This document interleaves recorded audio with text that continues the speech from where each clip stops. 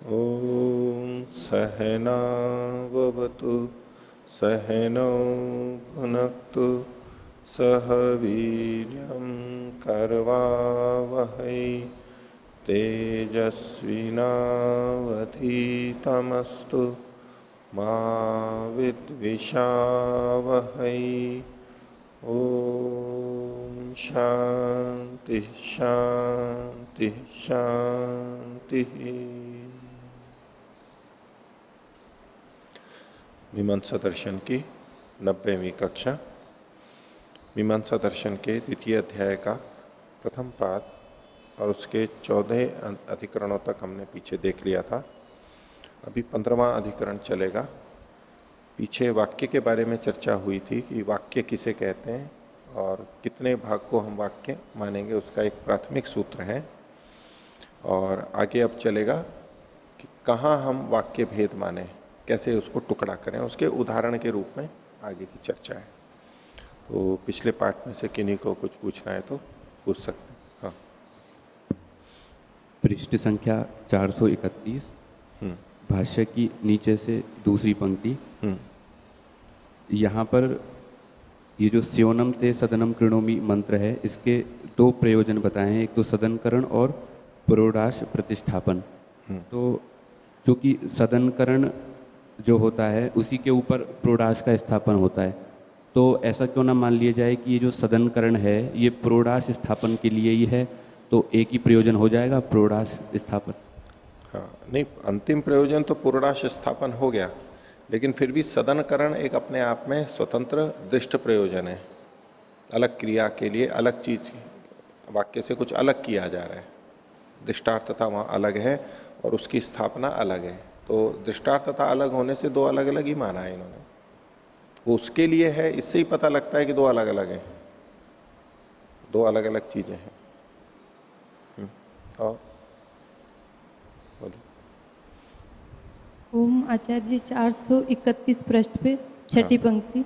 हाँ, सामान्य प्रयोजन मानने पर ही अर्थ दृष्ट होता है, विशेष में नहीं। हाँ, यहाँ ये प्रसंग है भगोवाम विभजतु अरे वाम विभजतु, विभाग करने के लिए है। तो यदि विभाग सामान्य मानेंगे, ये भी विभाग वो भी विभाग, चाहे इस मंत्र से करो चाहे उस मंत्र से उस मंत्र से करो, जितने विभाग हैं वो सामान्य मानेंगे, तब तो दृष्टार्थता है। दृष्टार्थता ये दिखा कि विभाजन रूप दृष्टार्थता है, प्रयोजन दिखाई दे रहा है। और यदि इसको विशेष करेंगे कि भग संबंधित विभाग और अरेमा संबंधित विभाग और पूषा संबंधित विभाग, ये अगर करेंगे तो वहां हमारे को भेद दिखाई नहीं देगा।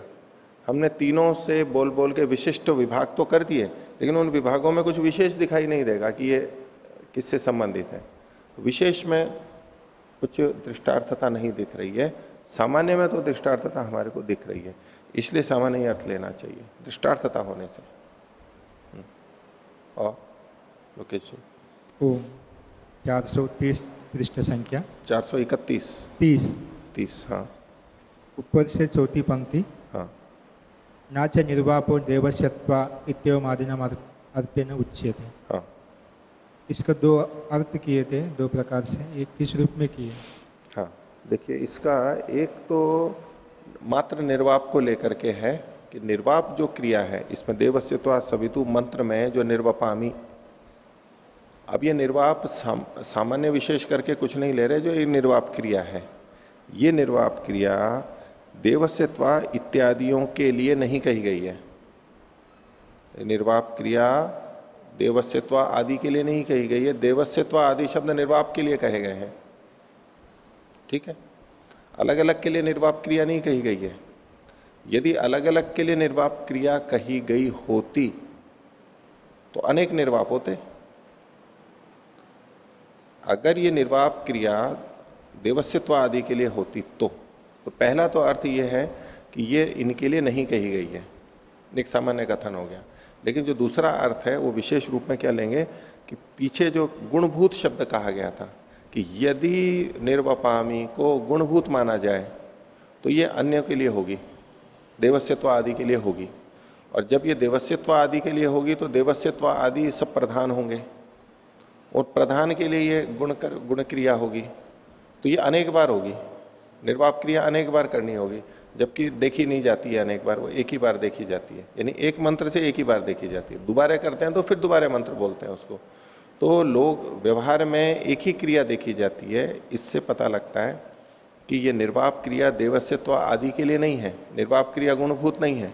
गुणभूत होती तो प्रधान के भेद से जितने प्रधान है उतनी बारी ये होती, ऐसा।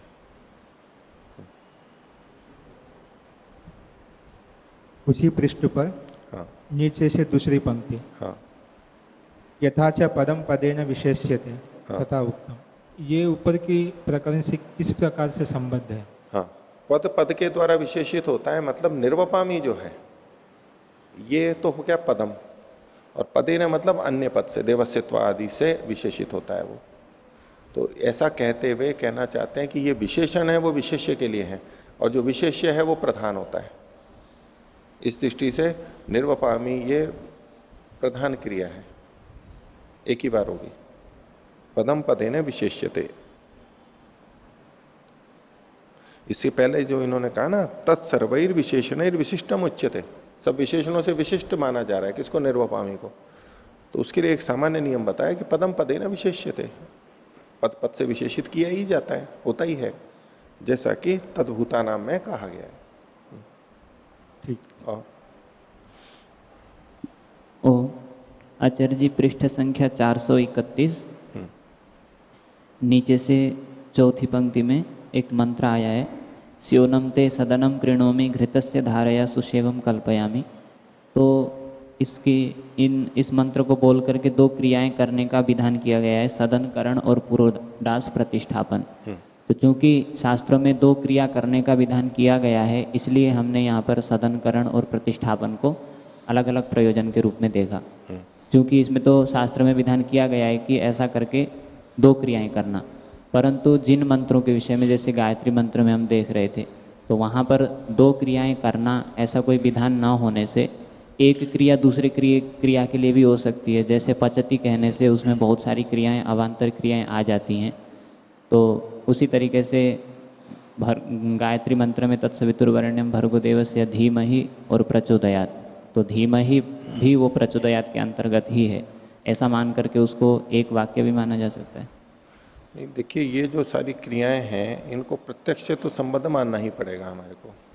उसके जो अर्थ हैं, प्रचलित अर्थ हैं, उसके अनुसार ही हम निर्णय करेंगे। या तो व्यवहार में वैसा देखा जाता है अभियुक्तों के द्वारा, और नहीं तो हम उसके अंदर देखें तो प्रक्रिया देखेंगे। अब जैसे आपने कहा कि पचती में बहुत सारी क्रियाएं होती हैं, जैसे कि अग्नि जलाना, पतीले को रखना, धोना, हिलाना, ढकना, उतारना अग्नि पर से, ये बहुत सारी क्रियाएं वहां पर हो रही हैं और सब पचन में आती है, ये हम व्यवहार में देखते हैं। ठीक है, लेकिन अब जैसे आपने गायत्री मंत्र का कहा, तो धीमहि और प्रचोदयात्, ये जो दो क्रियाएं दिखाई दे रही हैं, तो इनमें एक में नहीं आ रही हैं। ये धीमहि और प्रचोदयात् एक में नहीं है। धीमहि धारण करें अलग हो गया, और इसका कर्ता भी अलग है, इसका कर्ता अलग है। पचती में तो जो क्रियाएं हो रही हैं वो चलो एक व्यक्ति कर रहा है, वो ही सारी क्रियाएं को कर रहा है। अब धीमहि में तो धारण करने वाले हम हैं, और प्रचोदयात् में वो प्रेरित करे हमारी बुद्धियों को, वो अलग करता है। और वैसे भी कर्ता भी अलग है, और वैसे भी वो क्रियाएं एक में अंतर्भावित नहीं हो रही हैं। प्रेरणा देना बिल्कुल अलग क्रिया है और धारण करना अलग बात है।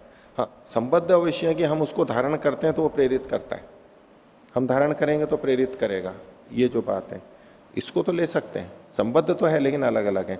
अब जैसे यहां पर ये स्योनम ते सदनम कृणोमि है, तो सदनकरण और पुरोडास प्रतिष्ठापन है तो संबद्ध ही। यहां पर सदनकरण करके फिर उसका स्थापन किया जा रहा है पुरोडास का, तो संबद्ध तो है लेकिन फिर भी स्वतंत्र है, अलग अलग है। तो ऐसे ही यहां पर भी हमें समझना चाहिए, और थोड़ी ऊहा लगा के तो देखना ही होता है संगति किससे लग रही है, अर्थ को देखते हुए, और अंतर्भावित है या नहीं है, अर्थानुसार ही हमें पता लगेगा। गायत्री मंत्र के बारे में जो पिछली बार पीछे बात रखी थी, इसको हम एक वाक्य मानेंगे, वो उसका आधार क्या लिया था? धियो यो नः प्रचोदयात्, यह, ये जो था, तो इससे ये साकांक्ष दिखाई दे रहा है हमारे को। साकांक्ष होने से पूर्व पद की आकांक्षा रखता है। लेकिन जैसे यहां पर स्योनम ते सदनम में बात रखी इन्होंने, वैसा ही यहां समझना चाहिए। इनको दो वाक्य हमें समझ लेना चाहिए। भले ही ये साकांक्ष है लेकिन अर्थैकता नहीं है, अर्थ का एकत्व नहीं है। धीमई को हम अलग करेंगे, प्रचोदयात को अलग रखेंगे, दो। तो एक वाक्यता तब होगी जब अर्थैकत्व भी हो और विभाग होने पे साकांक्षता भी हो। तो यहां साकांक्षता तो दिख रही है, लेकिन केवल साकांक्षता से एक वाक्यता नहीं लेंगे। अभी इसको इस तरह से समझें हम, अलग अलग वाक्य हैं, यद्यपि संबद्ध हैं एक दूसरे से। साकांक्षता तो है लेकिन एक वाक्यता नहीं है, और अगर इसकी एक वाक्यता करनी भी होगी तो वाक्यिक वाक्यता की दृष्टि से देखना पड़ेगा। आपस में संबद्ध हैं इसलिए है, लेकिन अलग अलग वाक्य जो एक इकाई है उस दृष्टि से देखेंगे तो दो वाक्य यहां पर मानेंगे गायत्री मंत्र के अंदर। हाँ। ओ आचार्य जी, जैसे इस मंत्र में इन्होंने जो अर्थैकत्व देखा, सदनकरण ये एक अर्थ है और पुरोडास स्थापन ये अर्थ है, तो ये अर्थैकत्व का निर्णय कैसे हुआ इसमें? अर्थैकत्व हमारे को पता लगता है ना कि देखो सदनकरण है। अब सदन करना मतलब उसको बैठने का स्थान है, बनाना है, उसमें कई चीजें आ जाती हैं। तो जो नीचे घी लगाया जा रहा है वो भी सदनकरण में आ गया, क्योंकि बैठने को ही तो ढंग से किया जा रहा है। पहले तिनके लगा दिए, अब उसके ऊपर घी भी कर दिया, अब उसको रख रहे हैं ताकि वो चिपके नहीं नीचे। अब जैसे आप बैठे हैं तो पहले तो दरी बिछाई गई आपके लिए, फिर आपके ऊपर ये पट्टा भी बिछाया गया। तो दो क्रियाएं कोई कह सकता है कि दरी बिछाई गई और पट्टा बिछाया गया, लेकिन कुल मिला के आपके बैठने के लिए व्यवस्था की गई है, आपके लिए स्थान बनाया गया है, उस दृष्टि से एक ही के अंतर्गत आएगा। क्योंकि यहां ये सदनकरण कह चुके हैं, इसलिए घृतस्य धाराया सुशेवम कल्पयामी उसके अंतर्गत आएगा। जैसे कि कोई कहे कि पचती, और पचती के साथ साथ कह रहा है कि वो अग्नि जला रहा है, तो वो अग्नि जलाना पचती के अंतर्गत ही आएगा, क्योंकि पचती हमने व्यापक शब्द बोल दिया है। अब यदि इसको अलग अलग हम करना चाहें कि अग्नि जलाई, पतीले को रख रहा है, तो अब इन दोनों को अलग अलग देख सकते हैं हम। यद्यपि दोनों पचती में आ रहे हैं, लेकिन वक्ता दो अलग अलग क्रियाओं के रूप में प्रस्तुत कर रहा है। विवक्षा दो अलग क्रियाओं की हो गई है। एक पचती कह करके कुछ और कहा तब तो वो अंतर्भावित ही हो जाएगा। इसी तरह यहां सदनकरण ये एक सामान्य हो गया, घृतस्य धाराया ये उसी के अंतर्गत आने से एक ही मान लिया जाएगा, ऐसा मुझे समझ में आ रहा है। ठीक है, और कोई? हाँ। ओम आचार्यवर्य, पृष्ठ संख्या 31 उत्तर 400 331। हाँ। तृतीय पंक्ति, तीसरी पंक्ति। इति एकार्थाः सर्वे विभागम अभिदधति। हाँ। तो अत्र यदा विभागः क्रियते तो पृथक पृथक देवता वर्तन्ते, पुनः कथम उच्यते एकार्थः? अलम विभजति, विभागम अभिदधति, विभजतु विभजतु, ये समानता है। परंतु भिन्न भिन्न देवता नाम कृते भिन्न भिन्न भवति एव। उसके लिए इन्होंने आगे उत्तर दिया। आप कह रहे हैं कि भिन्न भिन्न देवता के बोले उससे अदृष्टार्थता हो जाएगी, क्योंकि दृष्ट प्रयोजन तो दिख नहीं रहा है वहां पर।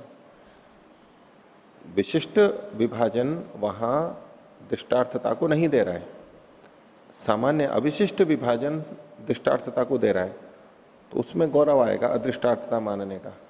इसलिए यहां पर विभजतु एकार्थी है। नहीं, निश्चितम न भवेत कि अयम भागः, तो फिर विशेष क्या हुआ उसमें? विशिष्ट नहीं हुआ ना, आपने खुद ने स्वीकार कर लिया कि ये इसी का है, इसी का ये नहीं, कोई सा भी किसी का हो सकता है। देवता तो बहुभ्यः सन्ति एव। हाँ। तो बहुनाम कृते बहु अभूत। हाँ।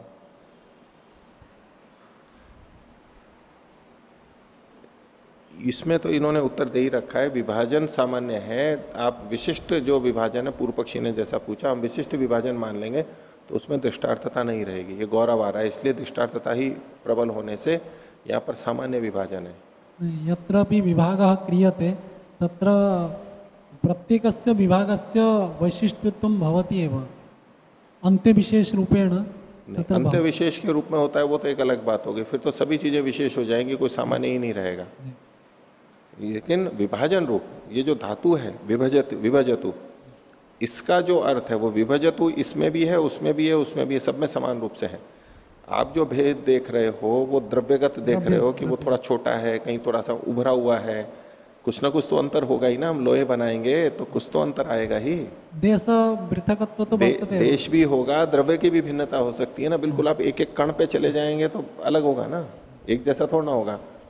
अंतर होता ही है, कहां दबा हुआ है, कितना ऊंचा है, छोटा बड़ा होता है। बाहर में भी थोड़ा थोड़ा तो अंतर आ ही जाएगा, कितना भी कम आए लेकिन अंतर तो आएगा ही। वो नहीं देखना है, क्योंकि वो यहां क्रिया नहीं कह रही है उसको।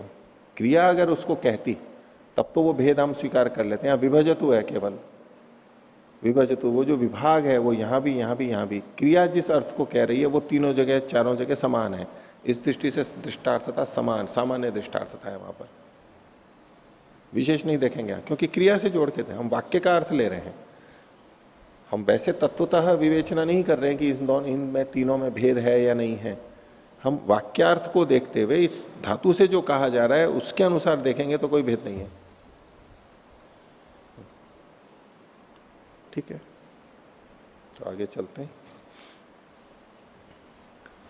पृष्ठ संख्या 433, मीमांसा दर्शन के द्वितीय अध्याय का प्रथम पाद और उसका 15वां अधिकरण हम प्रारंभ कर रहे हैं। शीर्षक है वाक्य भेदाधिकरणम, वाक्य के भेद का अधिकरण। पिछले में एक वाक्यता का बताया था, एक वाक्य क्या होता है, और इसमें वाक्य के भेद को बताया जा रहा है कि ये वाक्य के अलग अलग मानना पड़ेगा। यहां पर उदाहरण लिए इन्होंने इशेत्वा ऊर्जेत्वा, इशेत्तोर्जेत्वा वायव, जो यजुर्वेद का प्रथम मंत्र है उसको प्रतीक यहां ली, इशेत्वा ऊर्जेत्वा अलग अलग करके लिखा है। ये त्वांत का उदाहरण है। तथा आयुर्यज्ञेन कल्पताम, प्राणो यज्ञेन कल्पताम इति। बहुत सारे कल्पताम कल्पताम आते हैं ना, एक ही मंत्र में है ये वैसे तो, लेकिन ये इतना भाग आयुर्यज्ञेन कल्पताम, प्राणो यज्ञेन कल्पताम, मंत्र एक ही है, लेकिन इसको एक वाक्य मानेंगे या अनेक वाक्य मानेंगे ये विचारने की बात है। वाक्य की दृष्टि से चर्चा चल रही है। इसी तरह से जहां अर्थवशेन पाद व्यवस्था है, वो पाद व्यवस्था अलग बात है रिक्शा का, लेकिन उसमें वाक्य कितने हैं ये एक अलग बात है। अर्थवशात पाद व्यवस्था का ये मतलब नहीं है कि हर पाद के अंदर एक वाक्य है, ये मतलब नहीं है। वहां पर अनेक पाद का मिलकर के एक वाक्य हो सकता है, ये अभी वाक्य की चर्चा चल रही है। तो आयुर्यज्ञेन कल्पताम, प्राणो यज्ञेन कल्पताम, ये जो था। अत्र संदेह किम एवं आदिशु भिन्नम वाक्यम उतैकम इति। यहां ये एक ही वाक्य है या भिन्न भिन्न वाक्य है? तो पूर्व पक्षी कहता है एकमिति ब्रूमा, एक ही है। या तो ऐसा ही ना, अभी तक जो हम पढ़ करके आ रहे हैं उसकी दृष्टि से, जैसे हमने क्या किया था, भगवान विभजतु, अरे मावा विभजतु, ये जो है ना विभजतु विभजतु, तो इसमें इशेत्वा ऊर्जेत्वा, तो आयुर्यज्ञेन कल्पताम, प्राणो यज्ञेन कल्पताम, मनोयज्ञेन कल्पताम, कल्पताम कल्पताम, एक जैसा आ रहा है ना विभजतु की तरह से, ये तो एक ही वाक्य होगा। इशेत्वा इत्येवं मुक्ते न किंचित दृष्टम प्रयोजनम।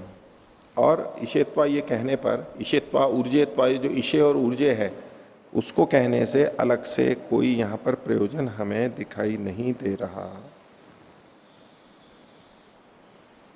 ठीक है, अलग से दृष्ट प्रयोजन कुछ नहीं दिखाई दे रहा है अलग से। न किंचित दृष्टम प्रयोजनम तथा ऊर्जेत्वा इत्यपि, ऊर्जेत्वा करके करेंगे तब भी, ये पलाश की लकड़ी को काटते हैं निकालते हैं उस समय में ये बोले जाते हैं, तो कोई अंतर नहीं दिखाई दे रहा है। वचन सामर्थ्यात अदृष्टम, इसको ठीक कर लेना, या वचन सामर्थ्यात में द हलंत लिखा हुआ है, तो हलंत तो हटा देना और दृष्टम को जोड़ देना, तो सामर्थ्यात अदृष्टम बन जाएगा। या तो अ जोड़ लीजिए यहां पर, अदृष्टम। तो बोले यहां पर दृष्ट प्रयोजन तो दिखाई नहीं दे रहा है, तो क्या होगा, वचन सामर्थ्यात। लेकिन वचन कहा गया है, करने के लिए वचन कहा गया है, दृष्ट प्रयोजन नहीं है, तो वचन में कहा गया है यानी क्रिया तो करनी है। दृष्ट प्रयोजन है नहीं तो अदृष्ट के लिए हो जाएगा वो, वचन के सामर्थ्य से, क्योंकि वचन के द्वारा ये कहा गया इसलिए अदृष्ट प्रयोजन हो जाएगा। तो वचन सामर्थ्यात अदृष्टम तदुपाभ्याम एकम कल्पयितुम न्याय्यम, और वो इन दोनों का एक ही कल्पित करना उचित है। जब हमारे को वचन के सामर्थ्य से अदृष्ट कल्पित करना ही है तो दोनों का एक ही कर लेंगे। इससे क्या होगा, एवं अल्पीयसी अदृष्टानुमान कल्पना भविष्यति, अदृष्ट के अनुमान की जो कल्पना है वो कम ही हो जाएगी। सबके लिए अलग अलग करेंगे तो अलग अलग होगा। तस्माद एकम वाक्यम, इसलिए ये एक वाक्य है। ये पूर्व पक्ष, पूर्व पक्षी ने बात रखी। उत्तर दे रहा है सिद्धांति, एवं प्राप्ति ब्रूम, ऐसा जब सिद्ध होने लगा तो सिद्धांति बोल रहा है 47वां सूत्र, समेषु वाक्य भेद स्यात्, जब ये समान होते हैं एक जैसे, समान वचनों में वाक्य भेद होवे। इसके साथ में कि परस्पर आकांक्षा से रहित हैं, ऐसे जो एक जैसे वाक्य हैं इसमें वाक्य भेद ही मानना चाहिए। भाष्य देखिए, समेषु परस्पर अनाकांक्षेषु वाक्यम भिद्यते। ये जो समान होने पर भी, चूंकि ये समान है, समान होने पर भी परस्पर अनाकांक्ष है, एक दूसरे की आकांक्षा नहीं रख रहे हैं, इसलिए इनमें वाक्य भेद होवे। एक जैसे दिख रहे हैं लेकिन आकांक्षा नहीं है परस्पर, क्योंकि एक तो तब मानते जो विभाग साकांक्षम चेत विभागे साथ, विभाग होने पर वो साकांक्ष हो। वाक्य के एक वाक्य मानने के लिए इनमें साकांक्षता भी होनी चाहिए, ये साकांक्षता ही नहीं परस्पर। तो परस्पर अनाकांक्षेषु वाक्यम भिद्यते। ईशेत्वा इति अनेन एको अर्थ क्रियते। ईशेत्वा बोल करके एक अलग कार्य किया जाता है, प्रयोजन पूरा करते हैं। ऊर्जेत्वा इति अनेन अपरः, इससे दूसरा कार्य किया जाता है। स्वतंत्र कार्य किए जाते हैं, आपस में एक दूसरे की अपेक्षा नहीं है। पूर्व पक्षी कहता है, अब ननु इदानी में उक्तम, अभी तो आप ये कह करके आए हो कि नात्र दृष्टो अर्थ इति, पूर्ण विराम लगा लीजिए यहां पर कोई दृष्ट अर्थ नहीं है। ये जो अलग अलग कर रहे हैं इसमें कोई दृष्ट अर्थ नहीं है, वहां कुछ विशेष वहां पर पता नहीं लग रहा है, इन शब्दों से मंत्रों से कुछ वहां विशेष पता नहीं लग रहा है। इस पर सिद्धांति कहता है, यद्यपि प्रत्यक्षादिना प्रमाणेन नोपलभ्यते। प्रत्यक्षादि प्रमाण से वहां कुछ विशेष नहीं होता है कि हम ईशेत्वा कह के ये कर्म कर रहे हैं, ऊर्जेत्वा से कर रहे हैं, तो उससे कोई वहां इन मंत्रों को बोलने से वहां कोई दृष्ट प्रयोजनता नहीं दिखाई दे रही है मंत्रों से। तो इसके लिए उत्तर दिया कि श्रुत्या तो गम्य थे, लेकिन श्रुति से तो वहां पर अर्थ की भिन्नता दिखाई दे रही है। वचन दे रहा है, वचन क्या है, ईशेत्वा इति छिन्नत्ति। ईशेत्वा इसको बोल करके काटता है, तो छिन्नत्ति ये एक अलग अर्थ हुआ, क्रिया हो गई, प्रयोजन हो गया। और ऊर्जेत्वा इति अनुमार्ष्टि, ऊर्जेत्वा बोल करके उसका अनुमार्जन करता है, उसको साफ करता है, शुद्धिकरण करता है। वो नीचे से लेकर ऊपर तक का एक विशेष प्रक्रिया से करते हैं, वो उसको साफ करता है, अनुमार्ष्टि इति। तो यहां पर शास्त्र के द्वारा, वचन के द्वारा भिन्न भिन्न प्रयोजन दिखाई दे रहे हैं, इसलिए ये भिन्न भिन्न है, ये भिन्न भिन्न वाक्य हैं।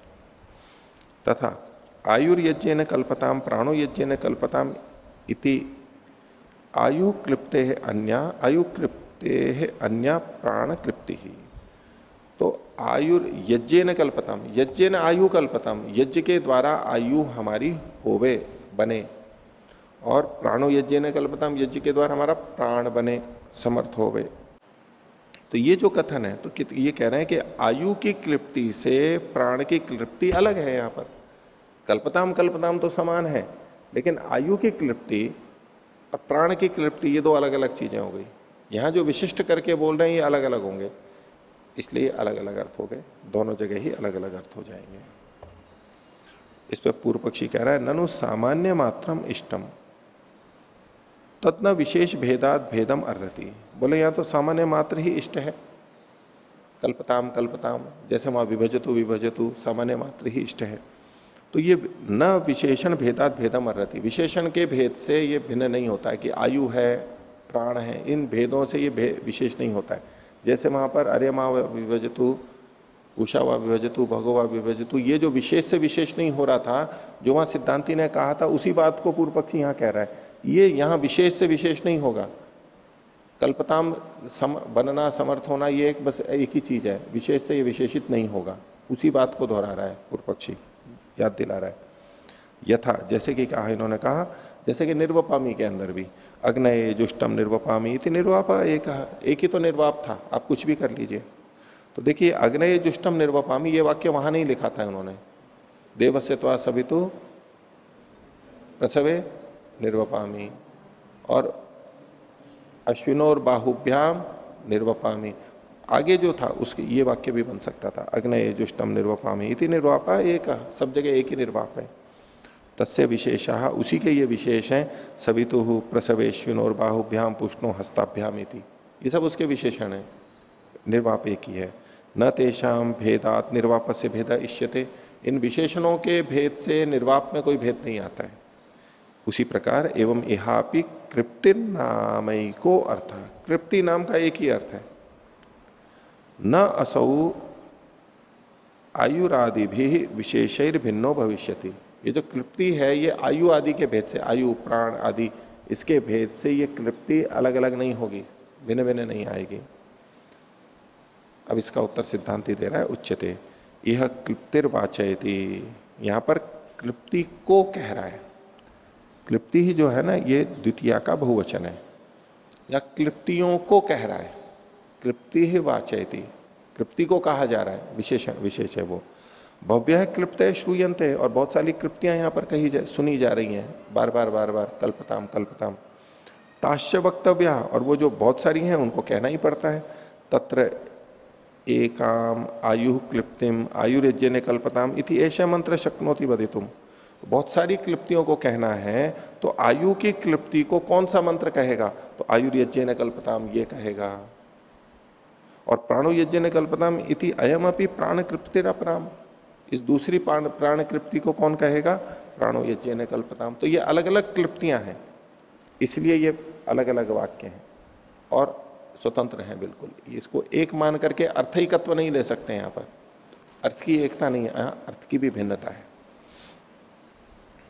एवं तो सर्वे क्लिप्ति विशेष वचना तच्च दृष्टम प्रयोजनम। और इस प्रकार से ये जो जितने भी क्लिप्तियां हैं ये क्लिप्ति विशेष को कहने वाली है। क्लिप्ति विशेष वचना, क्लिप्ति विशेष को कहने वाले वचन है। क्लिप्ति विशेष को एक साथ लेंगे, क्लिप्ति विशेष। क्लिप्ति को अलग करें और विशेष वचना को अलग कर दें, ऐसा नहीं। पहले समास करेंगे क्लिप्ति विशेष, और क्लिप्ति विशेष को कहने वाले, क्लिप्ति विशेषों को कहने वाले के बाद में कहेंगे। तो एवं तो सर्वे क्लिप्ति विशेष वचना, ऐसा होते हुए तच्च दृष्टम प्रयोजनम, और ये दृष्ट प्रयोजन है क्योंकि अलग अलग प्रकार की क्लिप्तियां हैं, हो रही हैं। आयु की सामर्थ्य बढ़ रही है, प्राण की सामर्थ्य बढ़ रही है, मन की सामर्थ्य बढ़ रही है, तो ये अलग अलग दिखाई दे रही हैं, इसलिए दृष्ट प्रयोजनता है। वहां पर जो था भगोवाम विभजतु अरेमावा विभजतु अथवा निर्वपामी, वहां तो निर्वाप में और विभाजन में वहां भिन्नता नहीं दिखाई दे रही थी, विशेष के कारण भिन्नता नहीं दिखाई दे रही थी, इसलिए वहां तो एक ही माना गया था। और यहां क्लिप्ति अलग अलग दिखाई दे रही है, इसलिए अलग अलग ही प्रयोजन माना जाएगा। तच्चतिष्टम प्रयोजनम तस्मात अनेकार्थत्वात् तत्रापि वाक्य भेद इति, इसलिए ये अनेकार्थता है, इसलिए वाक्य भेद होगा।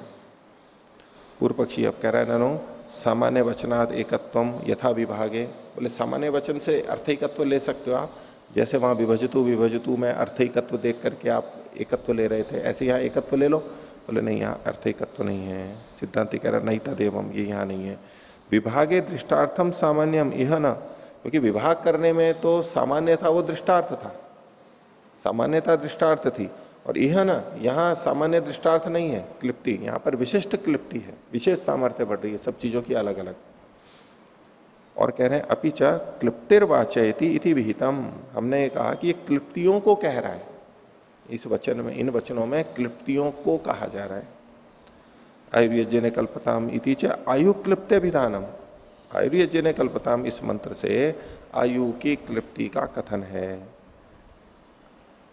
आयु क्लिप्ते विधानम अभिनिर्वर्त्यते, इसको संशोधित कर लीजिए। ये जो व के बाद में दो तय हैं, दो की जगह एक ही तय आएगा। निर्वर्त्यते, इसमें भी दो तय है, एक ही तय आएगा। इति च आयु क्लिप्ते विधानम अभिनिर्वर्त्यते प्रत्यक्षम, तो आयु की क्लिप्ति का अभिधान प्रत्यक्ष ही यहां पर निवृत्त हो रहा है, बन रहा है, संपन्न हो रहा है, इसलिए यह अलग है। प्राणो यज्ञने कल्पताम इति च प्राण क्लिप्ते है, यहां इसके द्वारा प्राण की क्लिप्ति का कथन प्रत्यक्ष मिल रहा है। तस्मात वाक्य भेद इति, इसलिए यहां पर वाक्य भेद मानना पड़ेगा। यहां अर्थैकत्व न देख करके अर्थ का अनेकत्व मान लिया, इससे भी भेद हो गया। और साकांक्ष नहीं है, वो भी एक बात साथ में जोड़ सकते हैं कि परस्पर साकांक्ष नहीं है, ये उसको तो ले ही सकते हैं, उसके आधार पर भी वाक्य भेद कर सकते हैं, लेकिन यहां पर अर्थैकत्व भी नहीं है। अगर साकांक्षता हो भी किसी तरह से तो भी अर्थैकत्व नहीं है, भिन्न भिन्न अर्थ था, इसको दिखाना है। क्योंकि वाक्य दिखने में एक जैसे लगते हैं, विभजतु विभजतु विभजतु, कल्पताम कल्पताम कल्पताम, इसके आधार पर कहीं हम हर जगह ये ना कहने लग जाएं कि ये तो अर्थैकत्व है, विभजतु का उदाहरण देख करके, निर्वपामी का उदाहरण देख करके, अनुषंग देख करके, जैसे हम अर्थैकत्व देख रहे हैं, ऐसे यहां पर अर्थैकत्व नहीं देखना है। यहां पर तो अर्थ की भिन्नता है। अर्थ नित्य परीक्षेता, उसके अनुसार फिर लगेगा।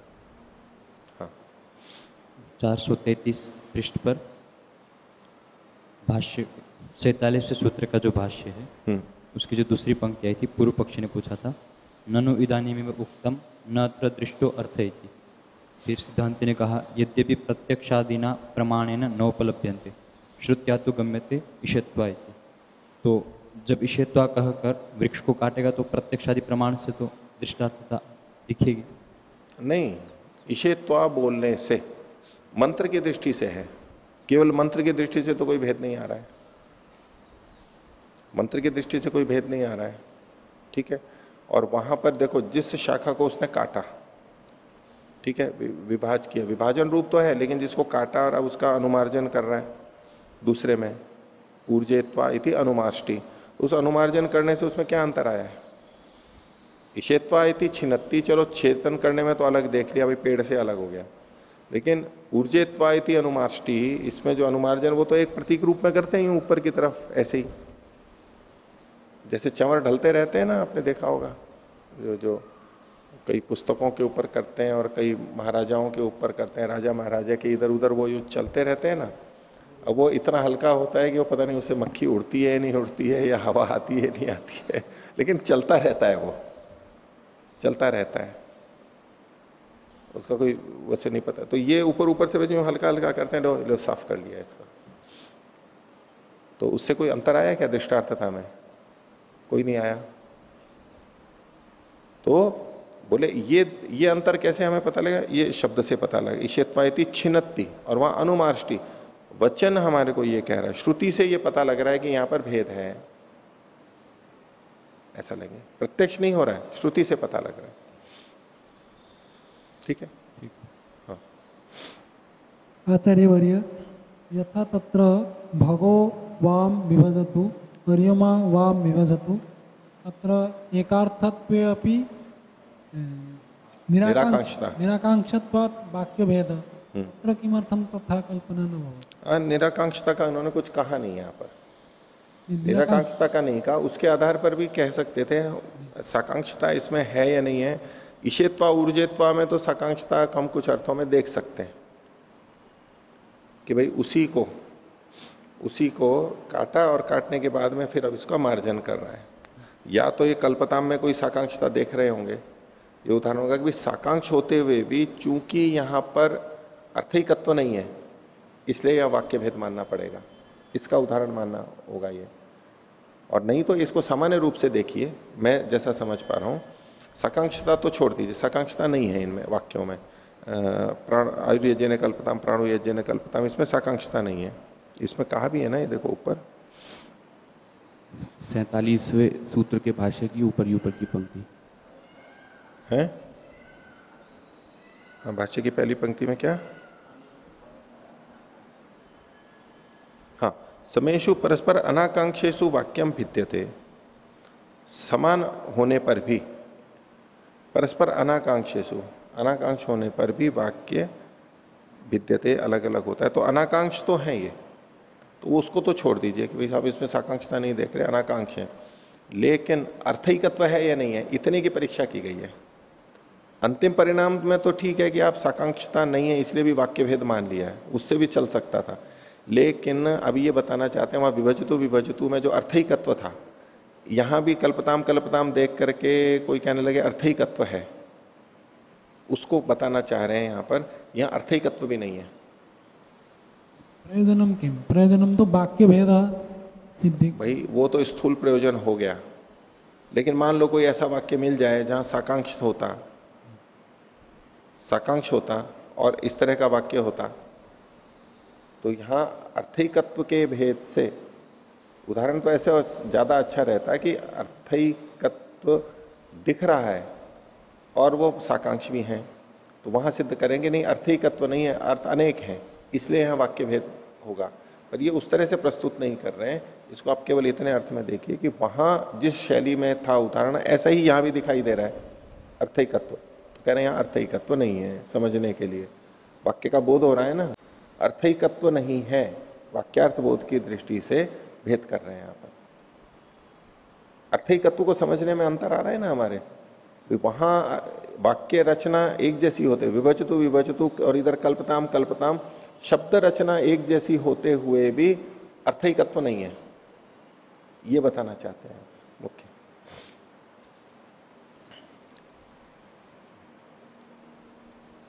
हो गया, आगे देखिए।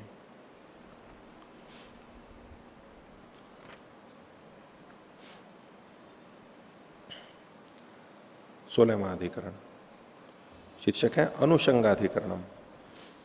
अनुषंग, कोई शब्द या वाक्य इधर भी लगा उधर भी लगा, जैसे हम सामान्यतः व्याकरण में अनुवृत्ति कह देते हैं कि अगले सूत्रों में भी चली जाती है, ऐसे ही कहीं एक वाक्य बोला गया, आगे टुकड़े बोले गए, तो वो एक जगह कहीं भी बात दूसरी जगह भी लग जाती है, इसको अनुषंग कहते हैं, साथ साथ में लग जाना, साथ साथ में लग जाना। तो पीछे जैसे निर्वपामी के संदर्भ में इन्होंने अनुषंग का निषेध किया था, यहां अनुषंग ऐसे नहीं घटेगा, तो कहां अनुषंग लगता है उसको यहां पर उदाहरण से बताया। तो अनुषंगाधिकरण, विचारणीय वाक्य दिया, याते अग्ने अयाशया तनुर्वर्शिष्ठा, वर्शिष्ठा, श पे रेफ नहीं है तो लगा लीजिए, तनुर्वर्शिष्ठा गह्वरेष्ठा उग्रम वचो अपावधित त्वेषम वचो अपावधित स्वाहा, याते अग्ने रजाशया याते अग्ने हराशया इति, ये एक वचन कहीं मिलता है। तो देखिए इसमें तीन जगह पे एक जैसी रचना है, याते अग्ने अयाशया, अंत में है याते अग्ने रजाशया, और फिर अंत में है याते अग्ने हराशया। अया कहते हैं लोहे को, रजाशया में रजत चांदी को, और हराशया में हरी कह रहे हैं, हर कह रहे हैं, हरा कह रहे हैं सोने को। ये तीन धातुएं अलग अलग हो गई। तो हे अग्ने, याते अग्ने, हे अग्ने जो तेरा, अयाशया, अय में रहने वाला रूप है, लोहे में रहने वाला रूप है तेरा। कैसा है रहने वाला? जो तेरा तनु है, शरीर है, कैसा? वर्शिष्ठा, वो फैला हुआ है सब जगह, और गह्वरेष्ठा, वो अंदर तक गया हुआ है। अब लोहे के अंदर यदि अग्नि प्रवेश करेगी तो पूरे में फैली भी रहेगी ना, और अंदर तक रहेगी, पूरे अंदर तक सब जगह रहेगी। और ऐसा ही चांदी में और ऐसा ही सोने में। ये जो तेरा अग्नि का रूप है, ये उग्रम वचो अपावदित, वह उग्र वाणी को नष्ट करे, तो दुष्ट दस्यु हैं उनकी वाणी को नष्ट करे। तो एशम वचो अपावदित, और जो तेजस्वी उग्र वचन हैं उनको भी नष्ट करे, असुरों को नष्ट करे और दीप्त वचनों को भी नष्ट करे। इति स्वाहा, ऐसा करके वहां आहुति दी गई। तो ये जो प्रसंग है ये उपसद का है, प्रवर्ग और उपसद होते हैं, तो ये उपसद का है। उपसद में इन मंत्रों को बोला जाता है। उसमें 3 दिन अगर चल रहा है तो 3 उपसद होंगे। तो याते अग्ने अयाशय ये प्रथम दिन के उपसद में है, याते अग्ने रजाशय द्वितीय दिन के उपसद में है, और याते अग्ने हराशय तीसरे दिन के उपसद में बोला जाता है। बाकी मंत्र वैसा का वैसा रहता है। तो अब इसके अंदर संदेह है, अत्र संदेह तनुर्वर्शिष्ठा अग्ने इति किम सर्वेषु अनुशक्तम। याते अग्ने हराशया अयाशया रजाशया, यहां के आगे का जो वर्णन है तनुर्वर्शिष्ठा, ये जो है, तो तनुर्वर्शिष्ठा अग्ने इति किम सर्वेषु अनुशक्तम, अग्नि भी आएगा, अग्नि भी सब जगह आएगा। अग्नि तो खैर याते अग्नि तो हमने सब जगह है ही, तो कोई आवश्यकता नहीं है, लेकिन तनुर्वर्शिष्ठा गह्वरेष्ठा उग्रम वचो अपावधित त्वेषम वचो अपावधित स्वाहा, ये जो सारा अंश है ये बाकी के 2 में भी लगेगा या नहीं लगेगा। तो किम सर्वेषु अनुशक्तम आहोस्वित लौकिको वाक्य शेषा कर्तव्य इति, अथवा वहां लौकिक वाक्य शेष करना होगा। लौकिक मतलब बना करके, अगर यहां जो पढ़ा हुआ है उसी को ही आगे लेंगे तो ये लौकिक नहीं है, क्योंकि शास्त्र में कहा गया है, उसी का अनुषंग कर रहे हैं। लेकिन ये नहीं आएगा तो भी वाक्य की पूर्ति तो करनी पड़ेगी, क्योंकि याते अग्ने रजाशया याते अग्ने हराशया ये पूरा वाक्य नहीं है, दोनों वाक्य पूरे पूरे नहीं है, तो कुछ ना कुछ वाक्य शेष तो यहां पर लाना पड़ेगा, क्रियापद तो लाना पड़ेगा। तो वो क्रियापद हम लौकिक अध्याहार कर ले, अपने मन से कुछ ले आए, अथवा यहां जो शास्त्र में कहा गया वो ही वचन यहां पर आगे लगेगा, ये प्रश्न है। तो किम प्राप्तम, तो पूर्व पक्षी कह रहा है याते अग्नि रजाशय इत्येतस्य तनुर्वशिष्ठा इति न वाक्य शेष। ये जो रजाशय है इसका तनुर्वशिष्ठा, ये इसका वाक्य शेष नहीं है। क्यों? न ही अयम अस्मात् परः प्रयुज्यते, क्योंकि ये उसके बाद में प्रयोग नहीं किया गया है।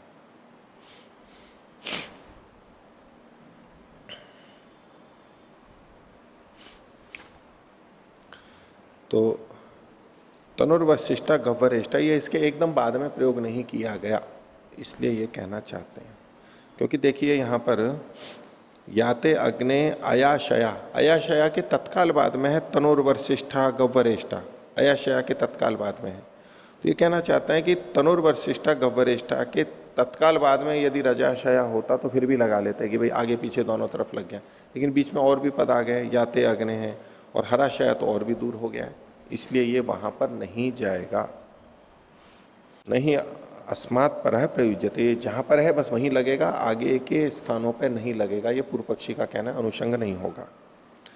उत्तर सिद्धांति दे रहा है 48वें सूत्र में, अनुषंगो वाक्य समाप्ति ही अल्प विराम सर्वेषु तुल्य योगित्वात्।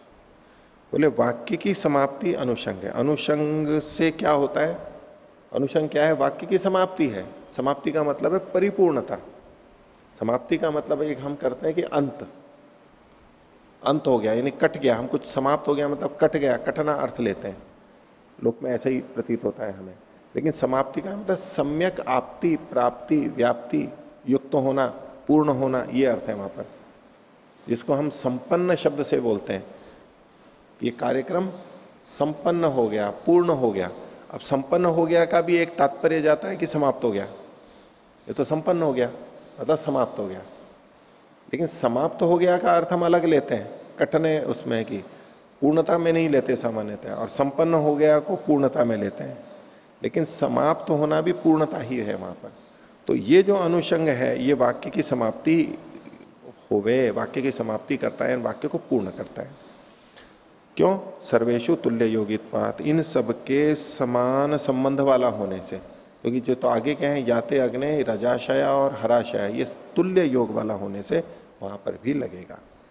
भाष्य, अनुषंगो वाक्य समाप्ति ही स्यात्। अनुषंग जो है वो वाक्य की पूर्ति होवे, वाक्य को पूर्ण करने वाला होवे, अधूरेपन को दूर करता है।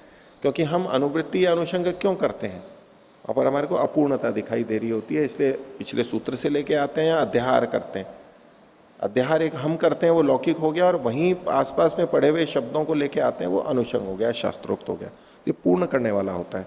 तो यथई वही अयम याते अग्ने अयाशया इत्येतद अनंतरम, इसके बाद में अस्थि का अध्याहार कर रहा हूं मैं, कि जिस प्रकार से याते अग्ने हराशया के बाद में ये है, एवं इसी प्रकार से याते अग्ने रजाशया याते अग्ने हराशया इत्येतयोरपि स्यात्, ये ऐसा ही इनके बाद में भी हो जाए।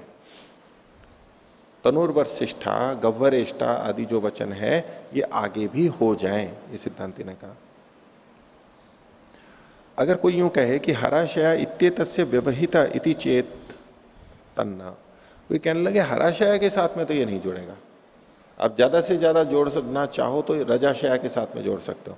अयाशया के बाद में तो पढ़ा ही गया है, और जहां ये पढ़ा गया है तो अपने से पहले से भी जुड़ गया, तो अपने से बाद वाले से भी जुड़ सकता है, भाई चलो जुड़ा हुआ है। तो इसके बाद में दूसरा कौन सा है? रजाशया वाला है। तो बोले रजाशया तक तो ठीक है, लेकिन हराशया तो रजाशया के भी बाद में, उससे तो इसका कोई संबंध ही नहीं है, वहां थोड़ा अनुषंग जुड़ेगा, आगे पीछे तो जुड़ सकता है। तो इसलिए इसने कहा हराशया इत्येतस्य व्यवहिता इति चेत, बीच में व्यवहित हो रहा है, कौन बीच में आ गया है?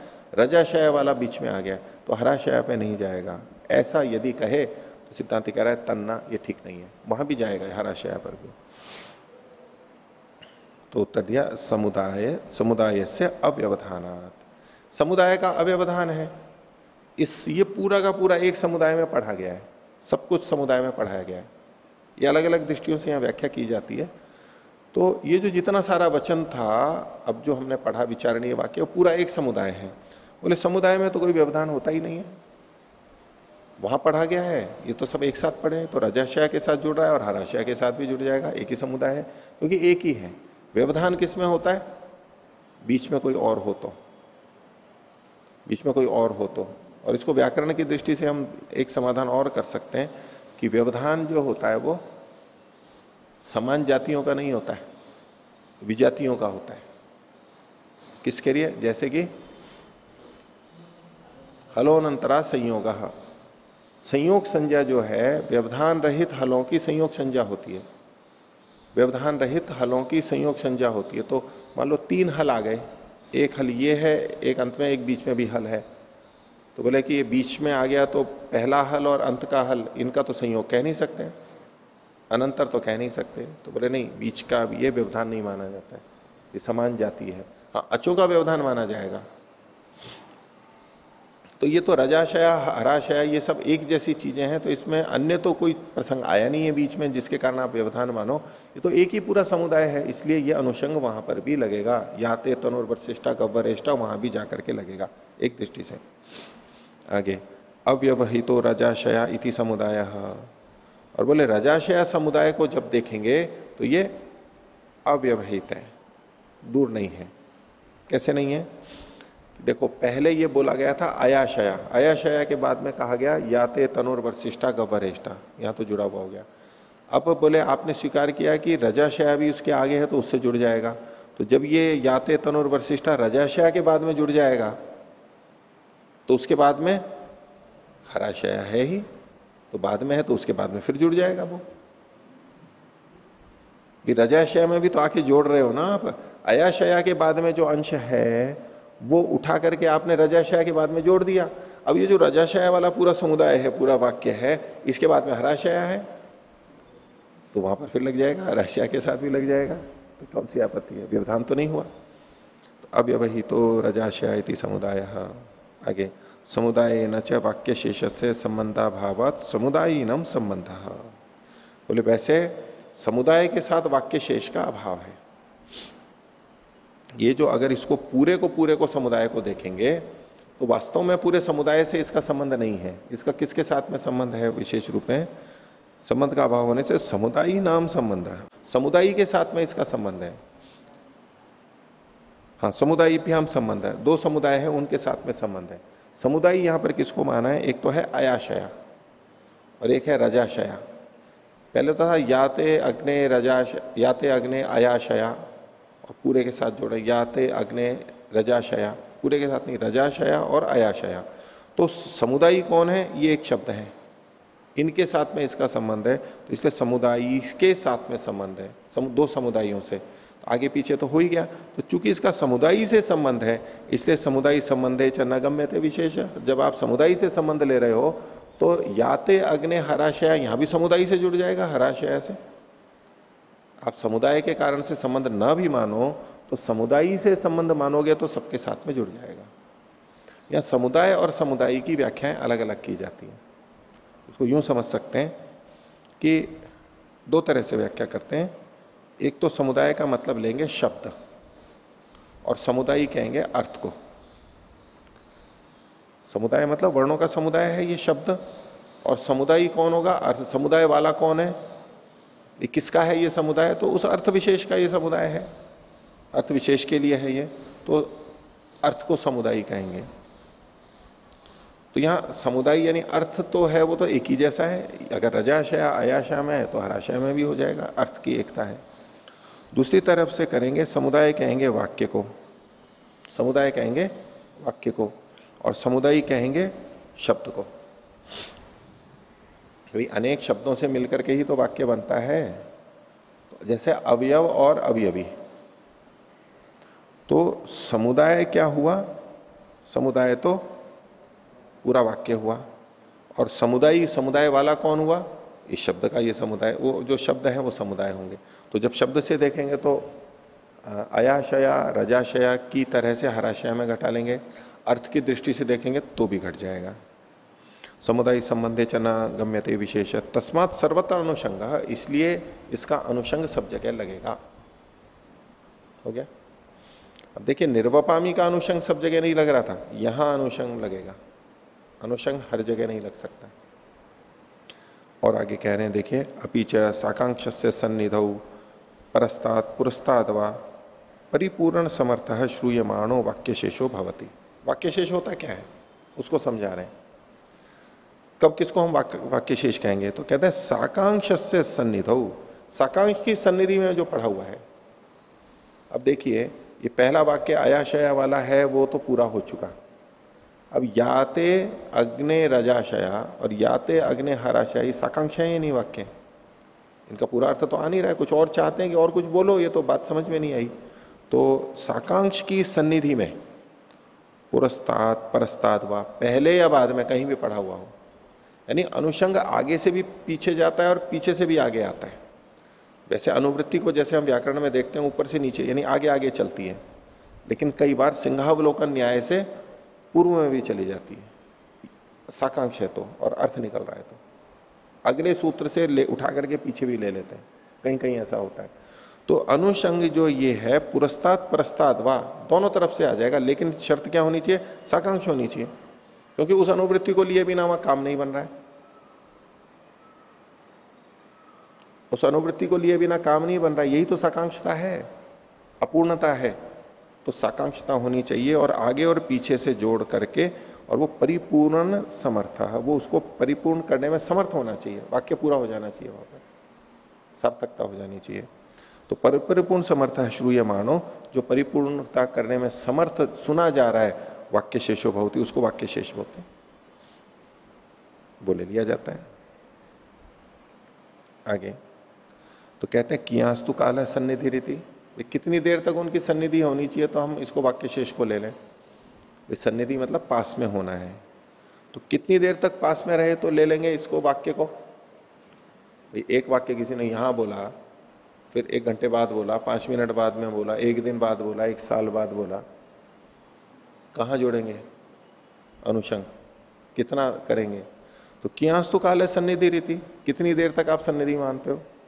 तो उच्चते कहना है यावती शक्नोति उभौ अपि अपेक्षितुम, जितनी देर तक वो दोनों की अपेक्षा कर सकता है उतनी देर तक, जब तक अपेक्षा उसको कर सकता है तब तक ये सन्निधि मानी जाएगी।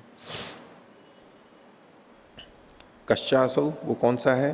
तो सिद्धांत कह रहा है आनंतर्यम संबंधी पद व्यवायो वा, या तो आनंतर्य हो या संबंधी पद का व्यवाय हो तो भी हो जाएगा।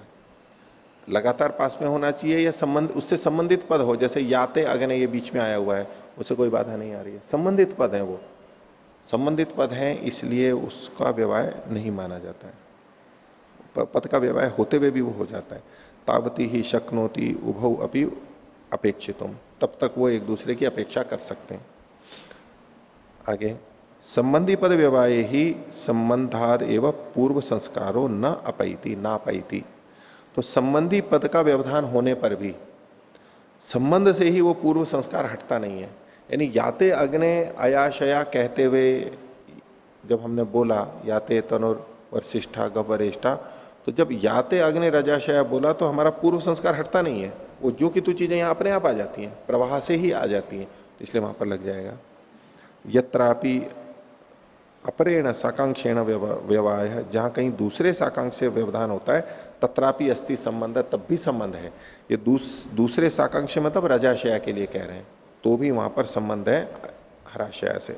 द्वयोरोपी ही कार्यम वक्तव्यमिति, क्योंकि दोनों का ही कार्य कहना होगा। द्वयोरोपी वाक्य हो, दोनों ही वाक्यों का कार्य कहना होगा, यानी अर्थबोधन रूप वक्तव्य होता है, कहना ही होता है अर्थ को।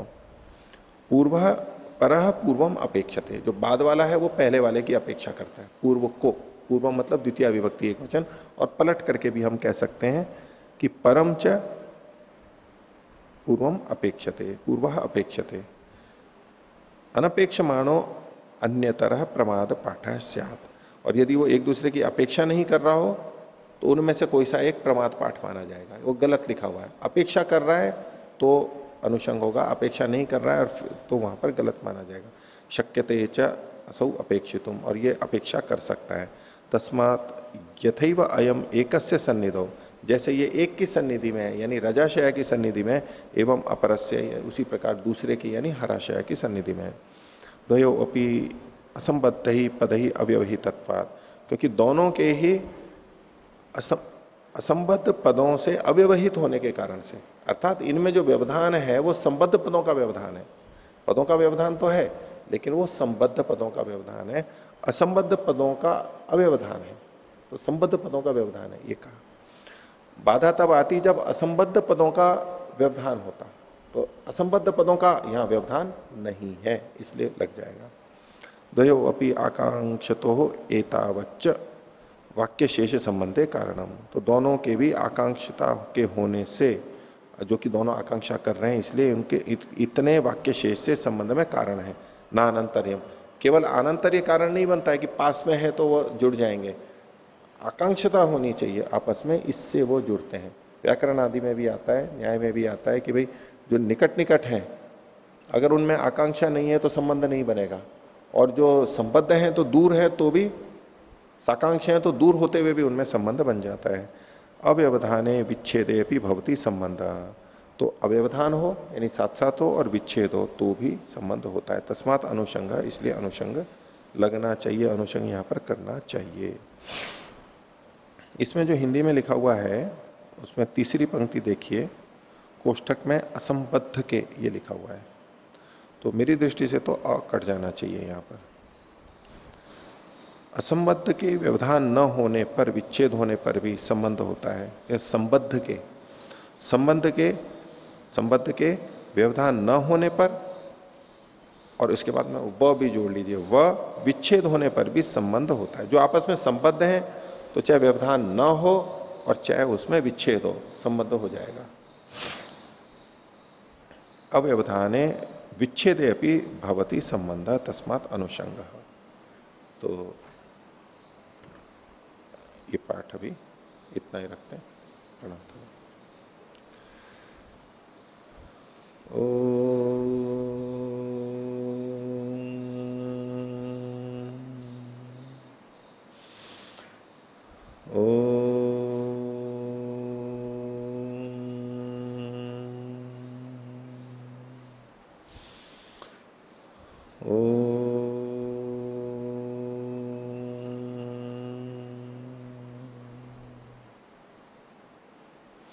सभी को सदर होगा।